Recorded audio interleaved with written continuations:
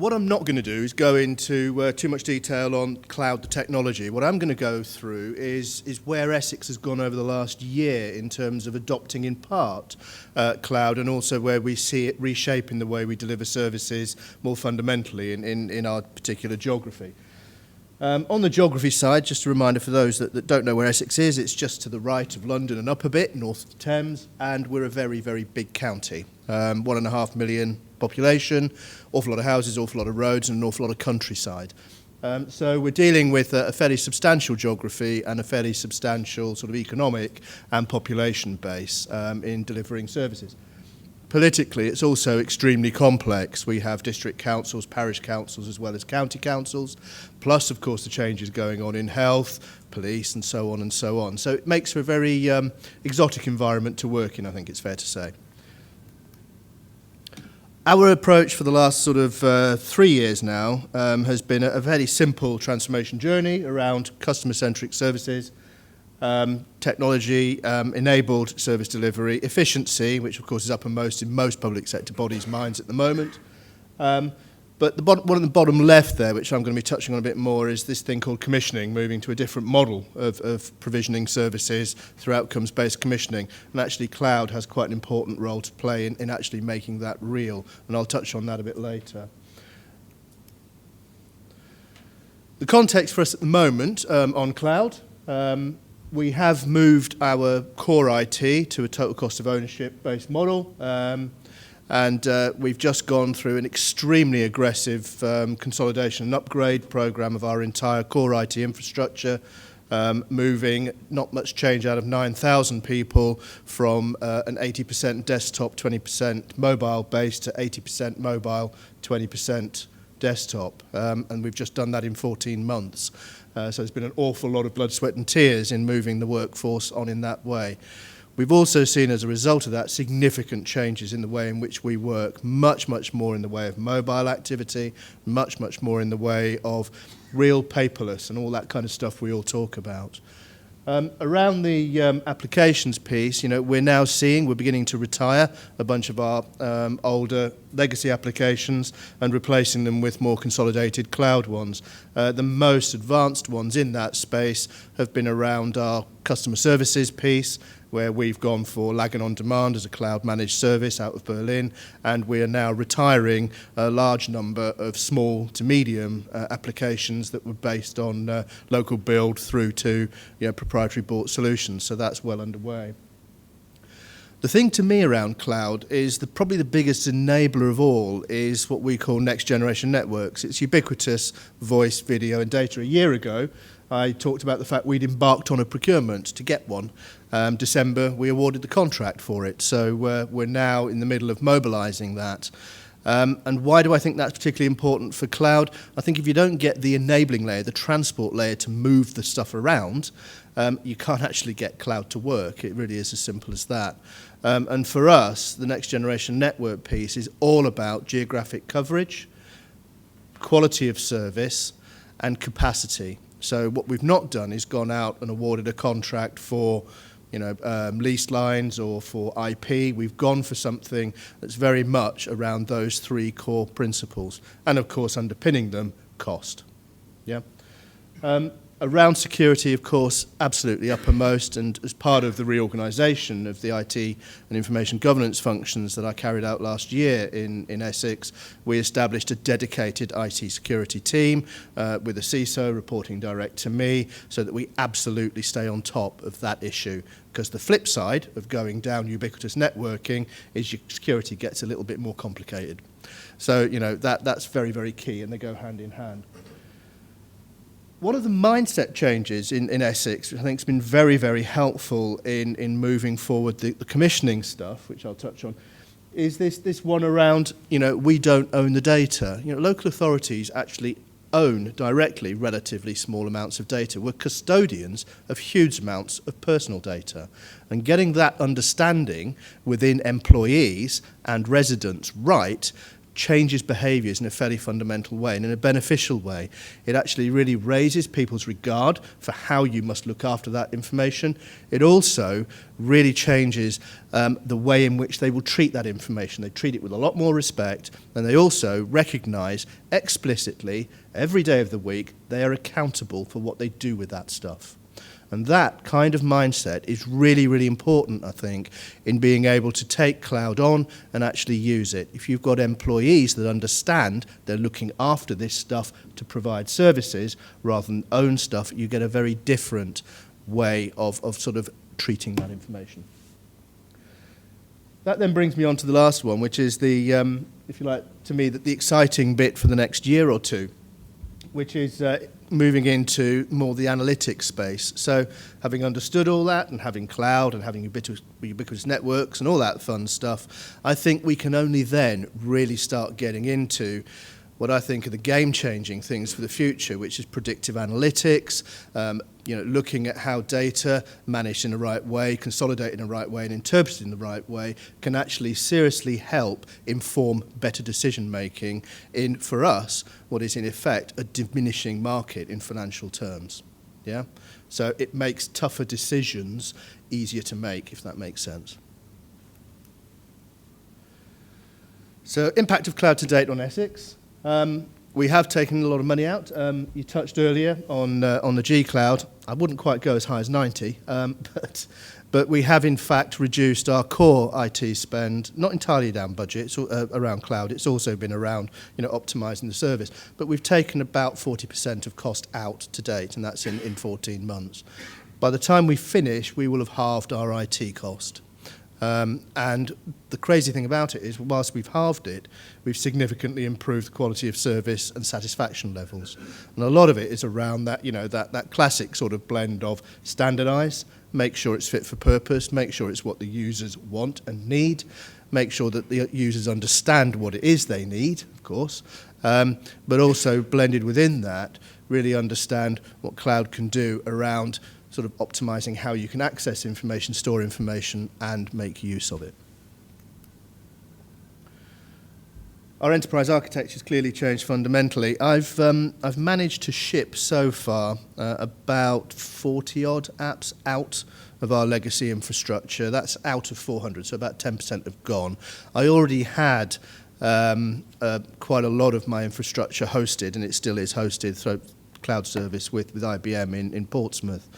So we're currently at about probably 50-60% of the total enterprise architecture in cloud in one way, shape or form. Yeah. What we are seeing though is the user environment, the end user environment, as I mentioned earlier, is probably the biggest change. Moving that entire workforce to a much more mobile footing has completely changed the hardware and software architecting that we actually use to gain access to that. There is a word of caution in this, of course. I mentioned earlier we've got a lot of countryside. We have large rural areas. One of the limitations today still for cloud is it's only as good as the broadband you've got. And we still have a third of a county on very, very substandard broadband. And one of the other projects I'm responsible for, which is the BDUK project for Essex, is actually designed to unlock that. So, you've still got to bring that sense of reality of what bandwidth is actually available across your total geography to bear in areas with significant rural landscape. We are seeing our lines of business driving cloud adoption, which is good and healthy. And my view on that, again, is the IS organisation shouldn't be threatened by that. They should embrace that. Critically, we need to bring to bear the information governance implications of cloud. Know where your stuff needs to be, know how it's being looked after, know how it's being backed up, know how it can be recovered. We were one of the recent victims of 2E2, so we've learned an awful lot in the last 2 months about what that really means. Yeah? So on the information governance side, I think we're only just beginning to understand and know what data we have. We know we have a lot of it, but in parallel with all of the big IT stuff we've been doing, we've been running a number of information asset audits, the boring stuff, where we've had people going out and actually auditing with the departments, with the rest of the organisation, what information assets they actually hold, what's the quality of those assets, and how do we sustain them.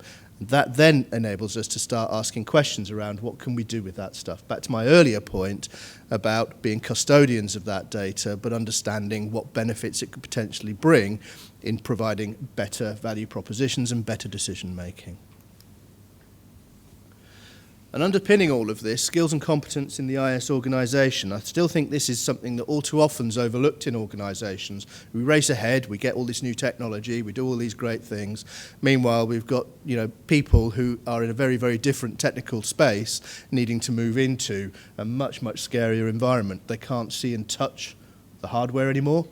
That's quite a daunting prospect for engineers and for people who have come up, certainly in traditional data center environments. So we've invested and are continuing to invest heavily in things like Sophia to actually help those people move along. Because one thing, again, that I'm absolutely convinced on is the traditional core IT competencies around enterprise architecture, infrastructure layering don't go away with cloud. If anything, it's even more important that you retain some of that knowledge and information, because you really do still need to know what's going on. Yeah? So is it mainstream? I do think it is. I think cloud as a service, as a range of services, is mainstream, and I think people are beginning to understand the art of the possible with what you can do with it. What I'm looking forward to over the next year or two is when people move on to actually start doing something really exciting with it. And that is about the integration into the business and adding significant value into what it is that our organisations are here to do. There are some big buts always on these things. On some of the IT basics, some of the things that frustrate the life out of me are still there. You ever tried to do single sign-on in a cloud environment? Good luck. It's really, really hard. Because I think the federation side is still very early. It's getting a lot better, but it's a real pain. Yeah, I think IT organisation is absolutely still IT support is still organisation based, and I think I remember one of the comments I've heard. When are we no longer going to have a director of electricity? It's that kind of sort of thing. I think we're quite away from moving on from that totally consumerised and productised service. Still, it needs to happen, and it will. But let's not delude ourselves that it's here today. And around the data management sharing bit, as I say, it's not actually about the technology, it's about knowing what you've got. And it's also deep-seated suspicion on an organisation by organisation basis about what people will or won't do with that data. I think there's an awful lot of dragons to be slain in that space still. Then we get on to the more advanced stuff. So strategic direction, from a public sector point of view, we're absolutely, the entire IT strategy is driven around a direction of travel that becomes people, place, customer and corporate centric. That's what we should be about. It's not about what technology we've got, what hardware we've got, what social media is doing. They're all just things that you play into that core set of propositions. I think our suppliers and our contracts are still a long way behind the curve, and there's still a lot of work to do in that space, and the migration of legacy is not easy. On the ownership question, this is a peculiarly public sector thing. What I'm referring to there on too many sellers and not enough buyers is there's still an awful lot of public sector bodies that just think, I'll create a cloud service and sell it to all my public sector colleagues. Get over it. There's just not the market. And I think sometimes there's a well-established commercial market that will do the job just as well. So you need to be a little bit more hard-nosed about that thinking in public sector. But while we're all doing this and doing all this navel-gazing and thinking this stuff through and changing shape, stuff's just happening around us. And I do think corporately we can't drive this. We're here to enable it. We can't, but the business equally can't adopt it. And while all this, again, is going on, we have that happening. Yeah? Now, my strategy function has a remit to get a grip on that, understand where we can capitalise on it, understand the pitfalls, and educate our employees, our residents, and our businesses as to the advantages and disadvantages of it. Any IT function that isn't doing that today is an IT function that really needs to get ahead of the curve on this, because this is happening to us regardless. Now, what we are seeing, I think, thankfully, is we're now seeing, some of the commercial providers getting that. We're seeing some acquisitions, we're seeing some consolidation, and we're seeing some integration. But I still think there's quite a bumpy road as we move from our traditional stacks to this stuff. So what are we getting out of it? in Essex. We've got capability for community hubs. The next generation network piece that I mentioned earlier, absolutely valuable for that because it means we can have multi-agency working out of single sites. It sounds really simple, but that's really important. If you co-locate agencies, they begin to work together. As long as they're in separate buildings, it's a much harder proposition, and it really is as simple as that. Channel shift. Channel shift is already happening and happening quite aggressively on our customer service space. Already touched on the CRM solution earlier and more of our other web-based solutions. We've seen some massive change on some of our services. Family information service we put online as a geographic-based system, and we took out 40% of the phone calls that we got in 1 month. And that deleted 10 people from the call centre. So the numbers are good. Yeah. Around the end-user computing piece, I've already touched on that, and that the productivity gain on that. You know what's really nice as a CIO is I get quite staff unprompted saying, the computer's changed my life. I resist the temptation to say, get a better life, but you know, they actually come up and say that, and you know you're kind of hitting the right space. And we're not talking about tablets here, we're just talking about laptops. But it's that mobility, and it's that ease of use, it's the speed of log-on, and it's the access to the information and systems that still matter.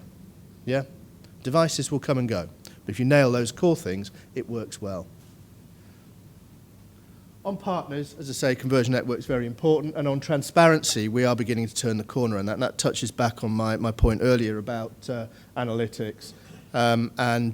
We're not getting anything like the kind of levels of noise we got a year or 2 years ago about, you know, are you sharing information or not? What we are getting is still significant numbers of FOIs, but we're able to answer them and answer them in good time. Our hit rate on FOI responses within 20 days is 99.8%. Yeah? And they're detailed answers to detailed questions. And it's something I'm particularly proud of in terms of what the information governance team have managed to achieve. Staff able to operate across organisations and role-based access, this to me is where the coming of cloud, you know, as an enterprise solution, and touching on that difficult problem I mentioned earlier, if we can nail federated authentication and bring to life role-based security, you know, the art of the possible in terms of fundamental change for public service is massive. But at the moment, we're still, our lock-in on proprietary solutions and old-style security makes that a difficult shift. Information security and data integrity, I think, are difficult, but we need to, you know, challenging things, and we need to sustain that sort of level of trust we have with our residents, because again, in public sector, you can't even get it wrong once. You know, the confidence levels in that are absolutely paramount. But also for us, that bottom line there, you know, yes, we know it's difficult economic times, but we do still have, you know, a responsibility as a public service body to deliver good quality services within a tighter financial constraint. But that means that technology providing a more equipped, a better equipped workforce becomes even more important. So what will shared services demand? I think collaboration through consolidation and authentication services is going to be key. I think on the cloud piece, managed services are inevitable. Let's just accept that, work it through, and deal with the information governance consequences of that and the security consequences. Desktop provision. I've actually managed to get this far and not mentioned BYOD once. And I watched the BYOD debate with fascination. Who cares about the devices anymore? It's less than 10% of my cost on TCO. Yeah? And I recognise what's going to happen. And we get those other ones fixed up the top there. You know, whether I'm using an iPad or a BlackBerry or a, you know, Dell computer should become less and less important. Okay, whether it's mine or the company's actually is not the real debate. I think it's that first debate, and it's that whole virtualization piece and nailing virtual desktop environments combined with good, strong role-based security. Then that's the kind of conversation I want to have, rather than whether or not somebody wants to bring their iPad into the office. I'll stop at that point on that one, otherwise I'd probably fill the morning up. So I think, you know, again, I can't sort of emphasize often enough, role-based security, it keeps coming back to that. It ties into my earlier point about old-fashioned IT skills in this space haven't gone away. Absolutely must nail that. And I think, again, for us, transparency, big fan of that, absolutely the right thing to do, and it's been so helpful for me in changing behaviours in the organisations that I deal with. On the customer side, one of my other sort of rants I've had in the last year or so is I still see too often in the public sector a massive focus on web. And actually, most of the industry, going back to the social media side, most transactional services have gone apps a year or 2 years ago. And I think whilst there is a place for web, we need to be thinking in different terms around what you can do with mobile versus what you can do with web. They're not the same thing.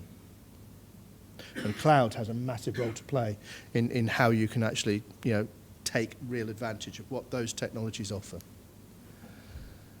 And that, to me, those are the things that really matter for the next year to 2 years in cloud. That's where my head is, and that's where I'm looking to focus on. Yeah, it isn't about data centers, and it isn't about virtual desktop environments per se. Those technologies are mature, they're there, I know where to get them. It's about what I do with them. And this is a slide I've been using for, oh God, must be 2 or 3 years now, and I put it up. It would have been back in 2011, 2015. I still think we're on track for that for a lot of public services.